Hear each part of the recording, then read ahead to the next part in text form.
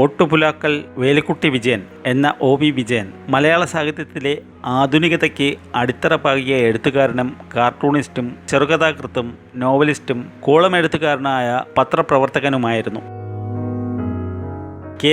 കേരള സാഹിത്യ അക്കാദമി അവാർഡുകൾ, വയലാർ മുട്ടത്തുവർക്കി അവാർഡുകൾ, എഴുത്തച്ഛൻ പുരസ്കാരം, പത്മശ്രീ എന്നീ ബഹുമതികൾ നേടിയ വിജയനെ 2003 രാഷ്ട്രപതി PJ അബ്ദുൽ കലാം പത്മഭൂഷൺ നൽകി ആദരിച്ചു.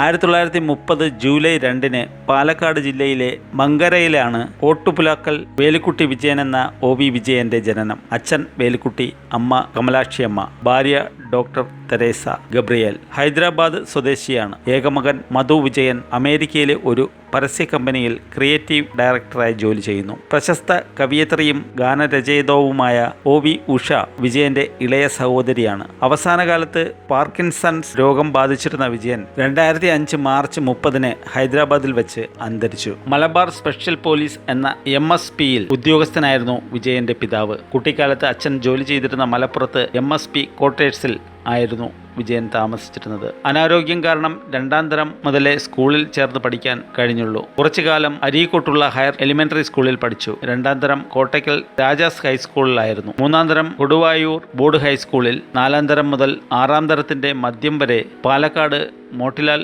മുനിസിപ്പൽ ഹൈസ്കൂളിൽ ആയിരുന്നു. 6ാം തരത്തിന്റെ അവസാന ഭാഗം മദുരാശിയിലെ താമ്പരം കോർലി ഹൈസ്കൂളിൽ, ഇന്റർമീഡിയറ്റും BAയും പാലക്കാട് ഗവൺമെന്റ് വിക്ടോറിയ കോളേജിൽ, മദ്രാസിലെ പ്രസിഡൻസി കോളേജിൽ നിന്നും ഇംഗ്ലീഷ് സാഹിത്യത്തിൽ MA ബിരുദം നേടി. പ്രസിഡൻസി കോളേജിൽ നിന്ന് ഇംഗ്ലീഷിൽ MA ജയിച്ച ശേഷം കോളേജ് അധ്യാപകനായി. കോഴിക്കോട് മലബാർ ക്രിസ്ത്യൻ കോളേജിൽ ആയിരുന്നു അധ്യാപകനായിരുന്നത്. കാർട്ടൂൺ ചിത്രരചനയിലും അക്കാലത്ത് തന്നെ വിജയൻ താൽപര്യം പ്രകടമാക്കിയിരുന്നു. 1958 അധ്യാപക വൃത്തി ഉപേക്ഷിച്ച് ശങ്കേഴ്സ് വീക്ക്ലിയിൽ പ്രവേശിച്ചു. 1963 പേട്രിയറ്റ് ദിനപത്രത്തിലും കാർട്ടൂണിസ്റ്റായി ജോലി ചെയ്തു.